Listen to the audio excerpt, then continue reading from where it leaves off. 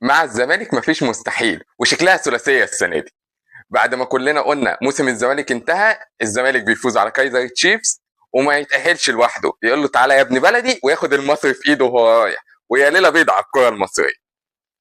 الزمالك النهارده فاز 2-1. طبعا كعاده الزمالك وكعاده علاقته مع جمهوره، انا مش هديها لك فوز سهل، انت هتقعد على اعصابك لاخر ثانيه يا عشان هلبس جون بعد ما طمنتك وجبت اتنين.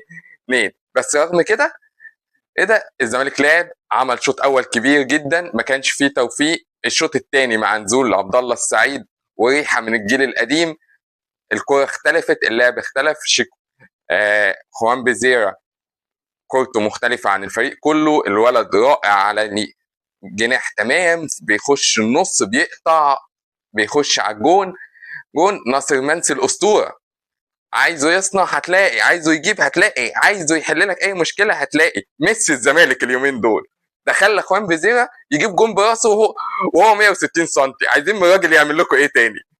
الزمالك كمان عنده محمد السيد، اما نزل كورته حلوه قوي، وفي ريحه من امام عاشور، رغم ان جمهور الزمالك هيزعل، بس الولد ده اللي فيه مستقبل كبير وهيفرق كتير مع الزمالك في الماتشات الجايه. يا عبد الله السعيد ولمسه حاجه كده من ريحه الجيل بتاع 2010 و2012، حاجه من الكوره اللي احنا كلنا بنتمنى ترجع تاني، وشكلنا هنفتقدها مع نهايه عبد الله السعيد وقرب اعتزاله. بس الزمالك عمل اللي عليه، ما تقدرش تقول انه اثر في اي حاجه، واللي يدي الكوره تديه يا جماعه، وفعليا الكوره اديته. تغيير تشيكوبار ده، وكالعاده كان بيلعب مع كايزر تشيفز، وكان هيلبس الزمالك الجون الثاني. والله يكون في عون كل زملكاوي وهو بيتفرج عليه في الملعب.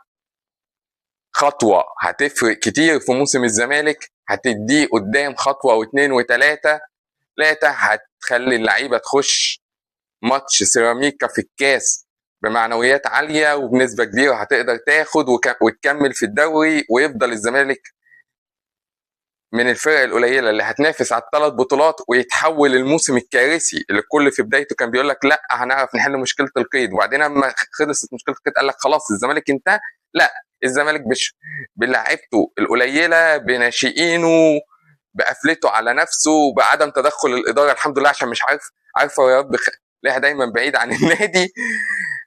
بياخد خطوه واثنين وثلاثه، بيحقق اللي ما كانش حد يتوقعه. لو سالت اي مشجع زملكاوي ان هو هيتاهل واول مجموعته في الكونفدراليه، كان هيقول لك لا يا عم، ده احنا اخرنا هنطلع في منتصف الجدول، وهنتعبى جوان كمان في افريقيا.